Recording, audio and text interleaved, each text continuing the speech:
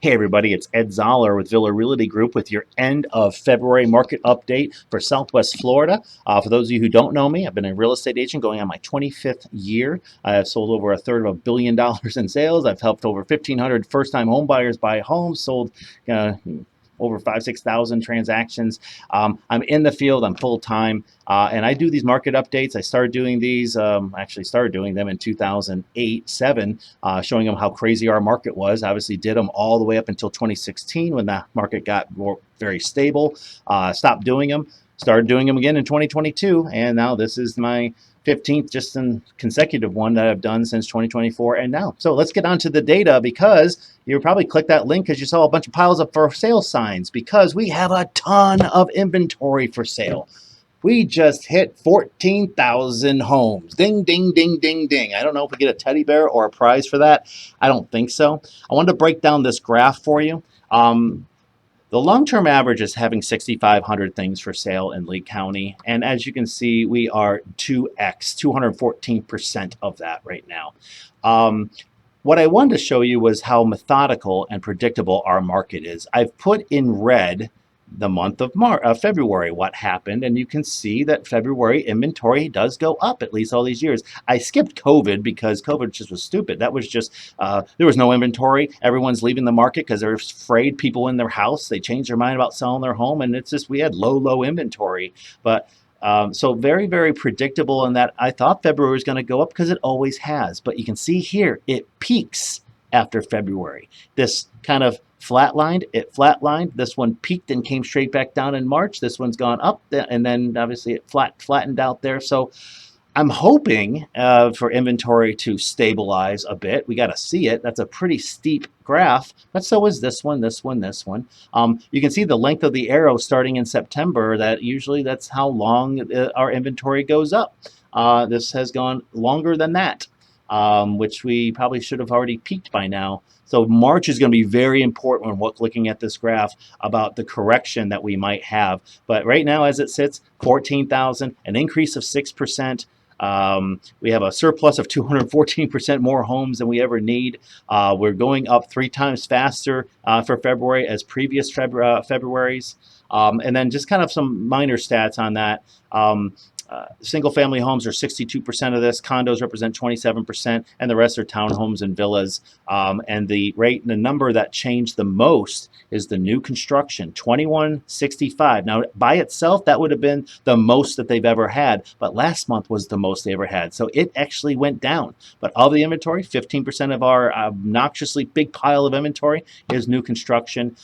More inventory, lower prices. That's the first thesis of this market.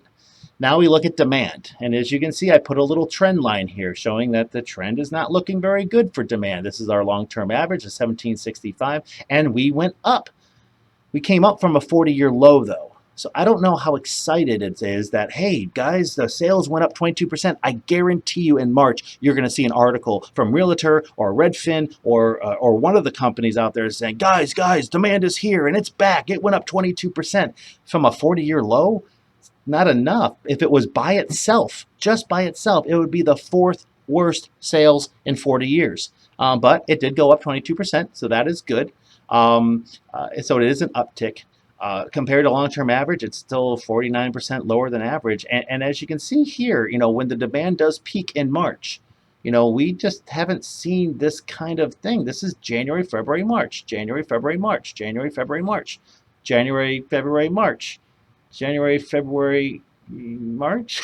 Like, are we going to get way up to the average, or are we going to kind of hit that trend line, maybe getting up to 1,500 homes for sale? I might think we actually might see that in March because of what happened with pendings, but we'll get that to in a little bit. And as I said before, that 15% of our inventory is new construction. But look at the number down here, guys. 27% of the sales is new construction. So only 15% of our inventory is almost a third of our sales. So they're still doing lots of incentives. They're still getting still on the distress side. But with March coming, builders in Southwest Florida know that March is our best month. So you may actually see a builder increase their price. But don't get frightened. Don't be scared. Buyers, you should totally have patience. All right, moving on. Home price. Now, We called the 2006 a bubble. That's what the bubble looks like. When you have an average price over a 20-year span and it humps over that and goes below that, then you can say, once it humps down, you could say, yep, that was a bubble. Look at how big this bubble is. Now, trend, although this is up and down, and I called this the stubborn mule, but it is a trend down. We did go down 1.3% just in a month, down to 360. Average, it's not median home price, it's actually average home price. We'll talk about the difference between the two. But you still have only 800 something sales. I mean, not quite 900 sales for the month of February. So I counted $48 million homes that sold in Lee County. And when you have that, and especially that 5.9 million, that's the most expensive one sold in Bonita Bay. It kind of skews this number a bit. Is the real average home 360? Is that it? Or maybe these $5 and $1 and $4 million homes are kind of skewing that since we have such little sales. They don't make that big of a difference to the graphs and the average when you have maybe like 1,700 sales and 48 of them are $1 million homes. But so you're getting my point here. Builders are still offering these mega incentives, but now they're actually coupling it with price reductions on top of mega incentives. And I think we're going to see this graph. This is still what I call the fake equity, that the market probably should be around here. All right, at the 250 mark should be average home. So all of this extra here, this was what, thanks COVID, thanks Wall Street, thanks First Key Homes for buying up all the stuff and flipping houses, and thanks Zillow for making $1 billion off of first-time home buyers. It's all going to come back to where it should be, a nice, slow, steady increase like you saw pretty much from 2016 till 2020. So there's that. So are we affordable? No. This graph says affordability. What this graph does is it takes in consideration the mortgage payment, which includes property taxes, insurance, interest rates, and the average home price for the month, and you divide it by the median household income, the gross income, not the net income. And as you can see, from 2009 all the way to 2021, it was under 25%, 26%. Long-term average 27.5%. So in essence, I would say this is stable. People can afford that. You take their income and you'd say 23, 24, maybe even 25% of their gross income, they should be paying for a mortgage. And there's times that it's even under that, like when you crash from a bubble. But when you go over that and you get this graph going away from this line, we're less affordable. And here's the breakdown. I was floored on this one. Here's why. The average income in Lee County went up almost a little over $1,000 a year, right? So, okay, they can afford more home. That should make this get closer. And then the interest rates went down from 7 and change down to high 6s. So that's good for affordability. The prices went down, as we just talked about. That's it. So why did it go up? And it's because once a year, they come out with their new tax bill. And because we tax in arrears, they are going off of last year's value, which was significantly higher than this year's value of the home. So it's a one-time thing. All the goodness, the raise in income, the lowering of the interest rates, the price coming down, all good things. This graph should have gone down probably into the mid-30s. But instead, because that tax bill significantly increased, homesteaded homes have a cap of 3%. Taxes on unhomesteaded home, those are your second homes, investor homes, they went up 10%. So when you have something go up that much, it's going to totally disrupt this. The good thing is when income goes up that much, I now know that people can afford a $1,600 a month payment for the average home in the average location with the average features. Before we've been rocking around $1,500 or so. So people can afford more, but the average home right now is $2,400. This is why we have no demand. This is why it seems slow, and this is why we have piles and piles of inventory. So 53% overinflated. But affordability, always look at this graph. I'm going to keep doing this graph and keep showing you until we get down to closer to here. That will tell me that we will become more stable. Stability graph, different one. What I do is I take the Zillow Home Value Index, and this is interesting when you graph this out. This is the zero line right here. This is where you say a market is stable. Now, whether it's coming down or it's coming up, it depends on the market. When we bubbled and crashed, obviously we were not stable when we bubbled, and we were not stable as we crashed. But when we got stable in 2012, then you can see that the market goes up anywhere between 0 and maybe 1%, or maybe even 1.5%. Right in this range is normal. Get closer to the line, Still a stable market. It's growing. It doesn't sound like a lot, guys. 0.3% a month. But if you do the math, like even right now at 0.65%, oh, that's not a lot of money per month. Multiply by 12 months, that's 8% drop. That's a lot of money on a house. Every 100 grand, you're losing 8 grand. A $300,000 home, you lost $24,000 of value. So what I look at is one, these bubbles, and then what happens afterwards. And then look at this. Here's that double bubble from COVID. And now we're in this downward trend. And you can see here, it's getting further away. We went 3 months ago, 0.59, 0.62, now 0.65. If someone says, are we bottomed yet? Have we stabilized yet? Absolutely not. And I also track the consecutive months of downtime.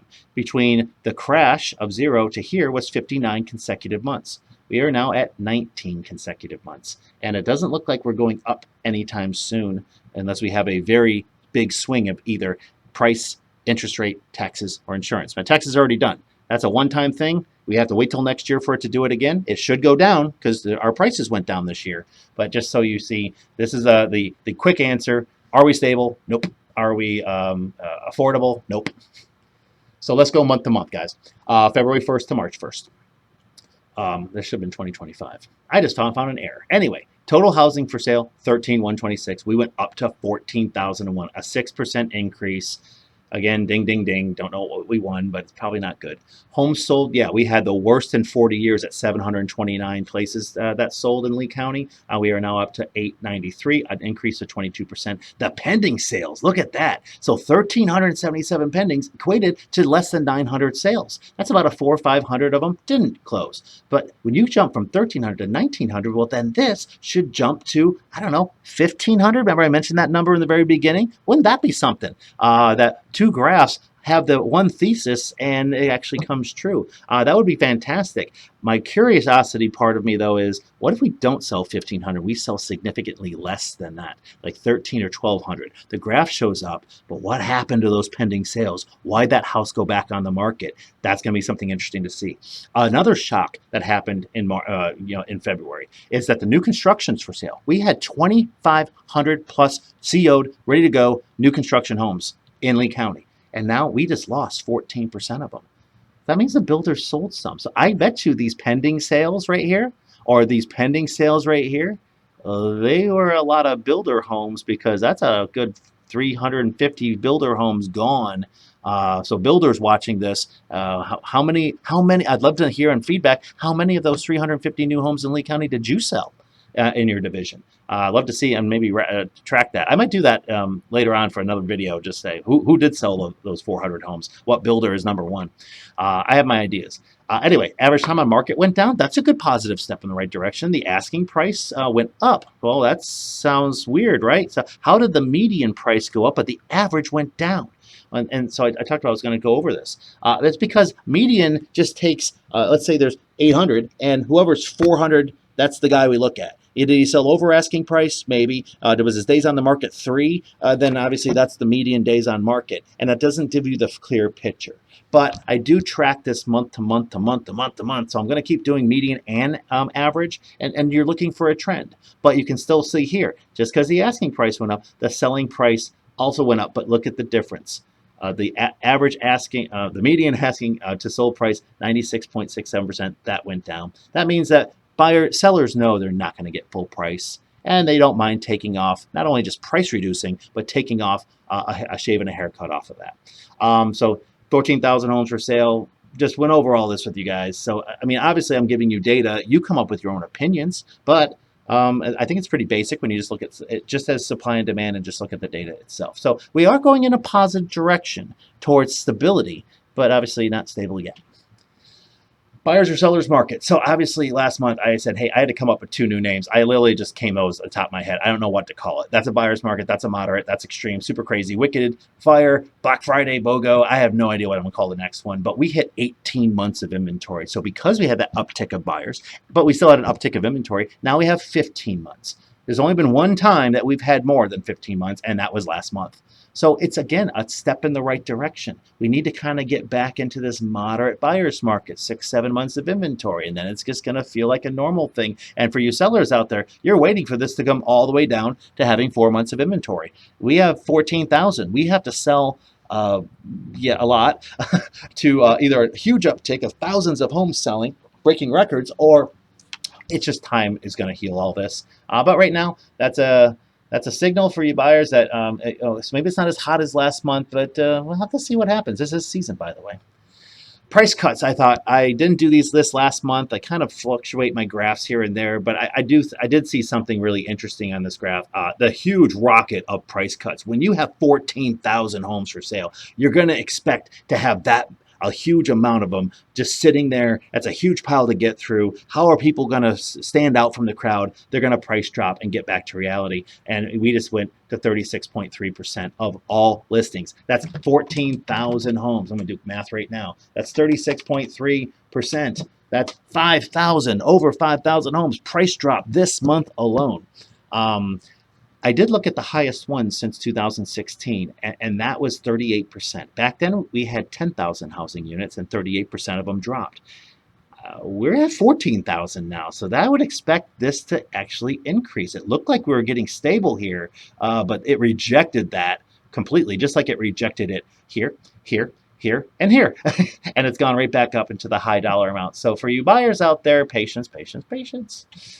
So the latest news, I always have a news article I find in that month that I think is most interesting. And so I found one. You guys can feel free to click this one or type it in your browser to go look at it. But Construction Coverage analyzes every U.S. residential housing market, and they composite a score. They take in consideration price reductions. We do that. Percentage of homes that sold over asking price. I don't really have a graph for that, but I can do that too. 1 year median change in price, year over year, month over month. We do that. Days on market, definitely did that last month in a whole graph. And the percent sale to list, which we do in this update as well. And they generate a score. They actually have the algorithm and say, hey, houses that do this are going to rank a certain way. And this was a shocking thing. Look at the results, guys.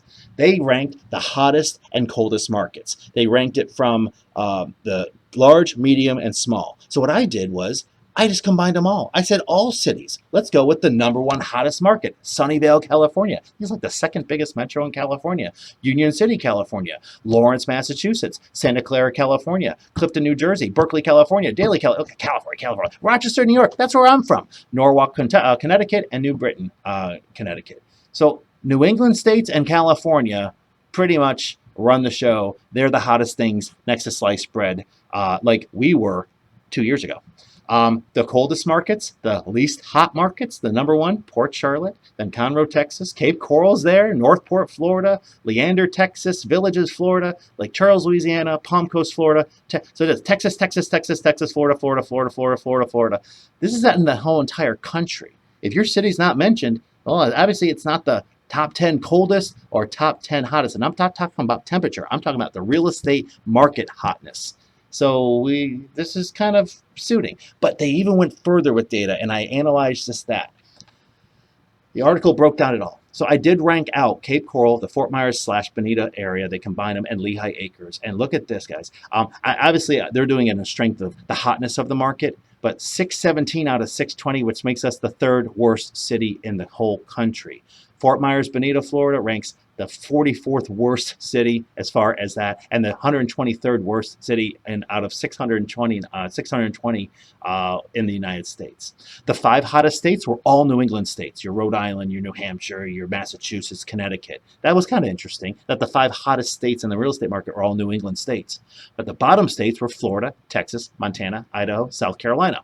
Now, I highlighted these in blue because they correspond with something else. The worst large city was Jacksonville, Florida. The worst medium city was actually Cape Coral, Florida. And the worst small city was Port Charlotte, Florida. Florida.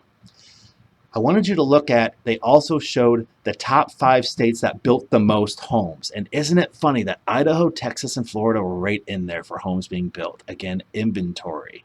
Now, Utah and North Carolina were in the top 20, but they weren't in the top 5. But these 3, kind of funny that 3 of the states that built the most homes now are the coldest, least hot real estate market. The 5 states where they built the least homes last year, Rhode Island, Connecticut, Massachusetts, those are called New England states. So I think there's a correlation there. Now, Would you say, what about Alaska? What about Alaska? I've been there. There's no homes. There's probably not a lot of land you can even build homes on. If there is a lot of land, who wants to do that? And Illinois is kind of full. So, I know like upstate New York's and New York City, are they building any more homes there? That's kind of full. Not a lot of vacant land. That's what I think Illinois is at. But anyone from Illinois, please put a comment in section why they didn't build a lot of homes in Illinois. My thought is there's just not a lot of places to build houses. So I just thought it was interesting that 3 of the states that built the least homes last year are in the top hottest states, and then the 3 that built the most homes are now in the coldest real estate market trend. So let's overview all this, guys. Inventory went up 6%. Demand increased 22% in February. Pending sales went up 40%. Those are all good things. I'm curious how many of them closed, though. I'm not going to be a pessimist on this. I just want to see if 1,300 pendings equaled 900 closings, what happened to those 400? And if we have 1,900 pendings, how many sales are we going to get out of that? It's not going to be 1,900. I'd love to see that actually go above the average, but I think that downward trend is maybe going to be right at that 1,500 range. That would actually correspond with exactly our thesis of what we're doing here. And obviously, we're not stable and we're not affordable. Still, we have not shown any signs of stability. The data, obviously, I put in the constructioncoverage.com part of it. Obviously, I get a bunch of different data from a bunch of different sources, and I source them all right here. I have some advice, and I spelled advice wrong. Okay, I'm going to change that. Southwest Florida season's here. So for you sellers out there, if you ever thought of selling your home, this is the month. This month and next month. That's your time to cash out of that fake equity I talked about, the equity that you should not have gained but did because of COVID. And until we get affordable and stable, it's just going to lose all that fake equity until we get to that. As long as you price yourself according to the market, which is not such as let the market come up to me, because it's not. Market your home differently, because you get a pile of 14,000 homes, you got to stand out somehow. And it's not just about price. I have a different kind of comprehensive marketing plan that makes your house stand out. Believe it or not, open houses are working. I can say after 25 years, open houses do not work. They just make an agent look really good in front of their client, the seller. I'm trying to do something to generate something. But it was you never sold a home from an open house. But you know why open houses are working? And I've done one every single weekend on my listings, is because buyers, because of that NAR lawsuit, they don't want to sign that form with agents, but you don't need to sign a form to go to an open house. So they're just kind of doing it themselves. They don't want to lock themselves with a buyer's agent for 6 to 9 months or longer and have this guaranteed payout thing. And if I buy anything, no one wants to do that. So they're actually going to open houses. Now, what they don't realize is not every agent's built the same, and some don't lock you in for any period of time. They just say, hey, this is what happens. They're trying to be transparent. We've always been transparent. But open houses are starting to work to sell my listings. And if you feel that you're upside down on a house, I did 3 of them last year and 2 alone this year as well. There are people who bought in 2023, 2022. I don't know why they're selling a house after a year or 2, but life happens. Some sell it after 4 months, 6 months. Some people close on a home and want to sell it right away. And if your market's going down that much percentages, they're upside down. They can't sell it traditionally. So there's other ways. Don't get upset about it. Don't say, oh no, I'm stuck. There are ways out of it that you can just kind of walk away like it never happened without having to spend a dime. For you buyers, I got one word: patience. And I'm going to say it again: patience, and then patience.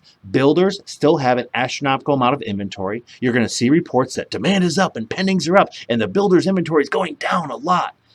Our season, they know March is going to be the busiest month. And what happens in April after Easter, you're going to see how patience is going to pay off, in my opinion, right then and there. 14,000 homes is a huge pile of inventory. We have to start selling a lot of homes, guys, or we're going to have 15, 16. When's it going to stop? We don't know. All I can track it is what it's doing now. But there are ways of structuring deals. You can buy a home now. You're not waiting for it to bottom. How about we just make the monthly payment like it bottomed? We can predict it's going to go down 19, 21, 22%. And with incentives and motivated sellers, there are ways of structuring a deal. So hint, hint, how can I get your monthly payment like the house went down 100 grand? I highlighted that in my previous video, which you'll see at the end of this. And guys, you're going to give me a call anytime. I'm available. I want to thank those of you who have reached out to me from this video and have told me how it kind of changed your mentality. Some are giving me other cities to look at. I just really appreciate all the positive feedback and the personal phone calls and saying that this is doing something, that people do care about Southwest Florida real estate. So I would say if you like it, like the video, subscribe to the channel. channel, you'll notice I don't have a lot of subscribers because there's not a lot of people want to know about Southwest Florida real estate. But the ones who watch, I can tell you right now, like 98% of my subscribers watch the whole video, which I can't say anyone can say that about any of their videos out there. I got 20,000 subscribers that they make the first 5 seconds. That's probably the normal thing. So I'd rather have a small knit group. If you like what I put out a video once a month. I do plan on putting out more here and there for homeowner advice and home buyer advice and all that. But obviously, if you want any of that one-on-one, my phone number, my email, my websites, you can go to Teachers Come Buy Homes and look at 340 video testimonials of people who bought their homes as first-time home buyers. The LeeCountyMarketUpdate.com is where you're going to see the articles and this PowerPoint you want to download and read yourself. I thank all you guys for taking the time to do this, and I'll talk to you later.